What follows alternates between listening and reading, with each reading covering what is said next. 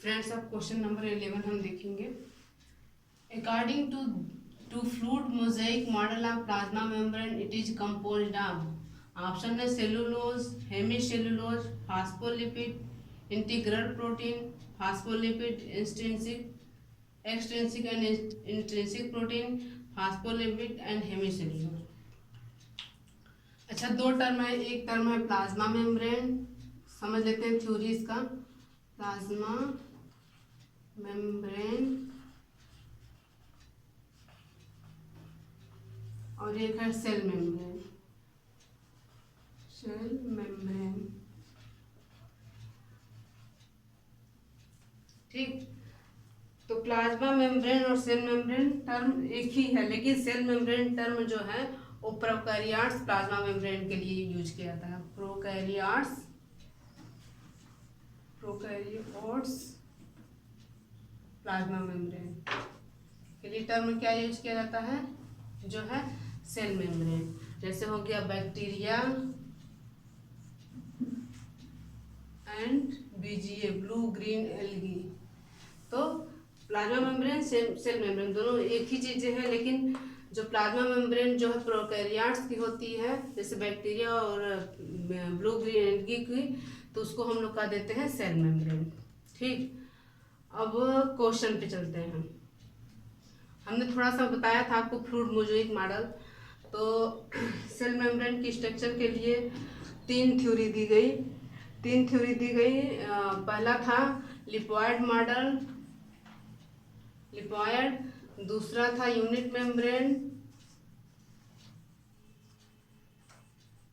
और तीसरा जो था इसमें वो था fluid mosaic model. Fluid mosaic model, ठीक। लिपॉइड मॉडल, यूनिट मेम्ब्रेन मॉडल और फ्लूइड मोज़ेक मॉडल। तो फ्लूइड मोज़ेक मॉडल जो था वो सबसे ज़्यादा एक्सेप्टेड था। फ्लूइड मोज़ेक मॉडल का क्वेश्चन पूछता है which model is most accepted, तो उसका आंसर होता है फ्लूइड मोज़ेक मॉडल, ठीक। अच्छा, फ्लूइड मोज़ेक मॉडल जो है कब दिया गया था, तो 1973, ये भी क्वेश्चन में पूछता है। फ्लूइड मोज़ेक मॉडल दिया गया था 1973 में, ठीक। और कौन दिया था, तो इसका आंसर है शिंगर एंड निकोलसन, ठीक। तो तीन क्वेश्चन हो गया। फ्लूइड सबसे मोस्ट एक्सेप्टेड मॉडल कौन है, तो आंसर हो गया फ्लूइड मोज़ेक मॉडल। किस ईयर में दिया गया, तो हो गया 1973 में। और किसने दिया, तो सिंगर और निकोलसन ने दिया था। अब इसके आगे थोड़ा सा और समझ लेते हैं। पहले हम बता चुके हैं कि प्लाज्मा मेम्ब्रेन में जो होता है प्रोटीन होता है, कार्बोहाइड्रेट होता है और लिपिड होता है। प्रोटीन जो है 58%, कार्बोहाइड्रेट 2% और ये 40% ऑन एन एवरेज रहता है, ठीक। इसमें जो प्रोटीन होता है, प्रोटीन जो होता है वो दो टाइप का प्रोटीन होता है। प्रोटीन होता है इंट्रिंसिक प्रोटीन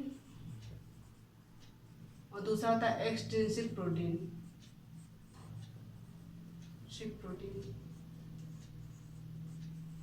इंट्रिंसिक प्रोटीन जो होते हैं वो लिपिड में जो है, लिपिड लेयर है उसमें जो है उसके अंदर होते हैं, और ये जो है आउटर सरफेस होते हैं। इसको इनर प्रोटीन भी कहते हैं। इनर प्रोटीन ये है आउटर, ठीक है। इसको इंटीग्रेटेड प्रोटीन भी कहते हैं। इंटीग्रेटेड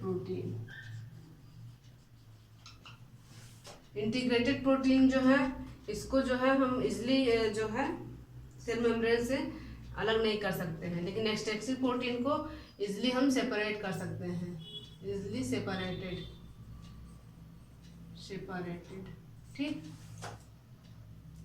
अब इंट्रिंसिक प्रोटीन में जैसे हो गया ग्लाइकोफोरिन और पोरिन, दो जो है इंट्रिंसिक प्रोटीन है।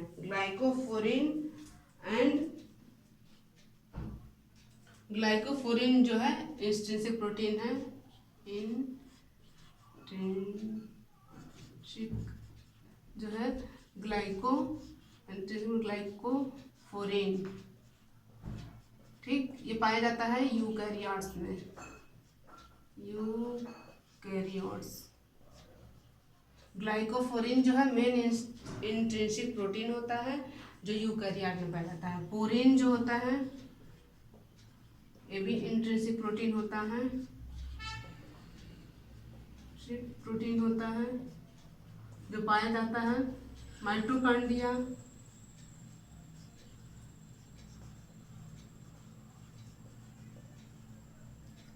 क्लोरोप्लास्ट, प्लास्ट एंड बैक्टीरिया में, ठीक, बैक्टीरिया में पाया जाता है। एक्सट्रिंसिक प्रोटीन अब देखते हैं।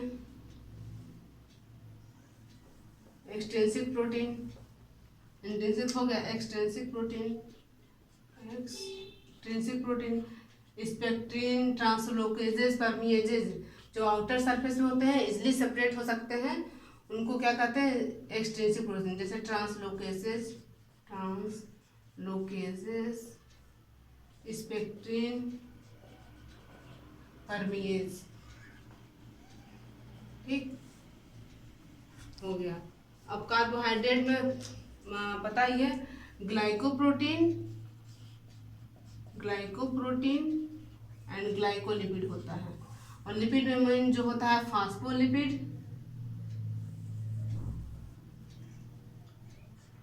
लिपिड में फास्फोलिपिड,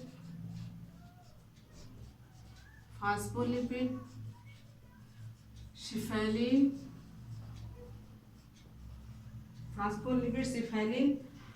एंड लेसिथिन जो है मेन जो है लिपिड होता है, लेसिथिन जो है मेन प्लाज्मा मेम्ब्रेन के लिपिड होते हैं।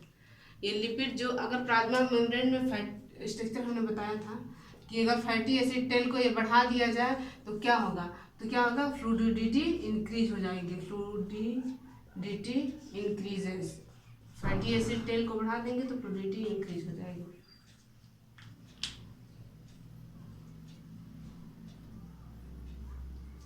ठीक है, अब एक सिंबॉलिक स्ट्रक्चर देख लेते हैं प्लाज्मा मेम्ब्रेन का। जैसे मान लीजिए ये है एक लिपिड, मान लीजिए ये जो प्रोटीन होगा इंट्रिंसिक प्रोटीन हो जाएगा,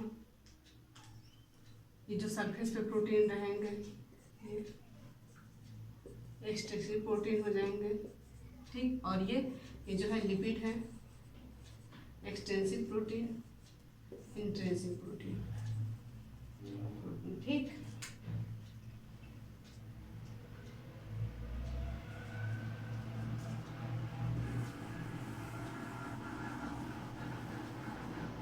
तो इसमें ऑप्शन समझ में आ गया होगा कि सेलुलोज और हेमीसेलुलोज तो होता ही नहीं प्लाज्मा मेम्ब्रेन में, फास्फोलिपिड और केवल इंट्रीगर प्रोटीन नहीं होते हैं बल्कि इंट्रिंसिक और इंट्रिंसिक दोनों प्रोटीन होते हैं। तीसरा option phospholipid, extrinsic and intrinsic, तो ये ऑप्शन सही है, फास्फोलिपिड है और हेमीसेलुलोज तो पाया ही नहीं जाता है, ठीक।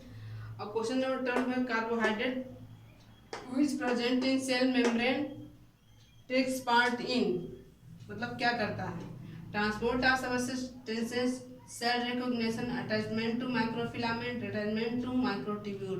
तो हम पहले ही बता चुके हैं कि सेल रिकॉग्निशन में जो कार्बोहाइड्रेट है वो हेल्प करता है, ठीक।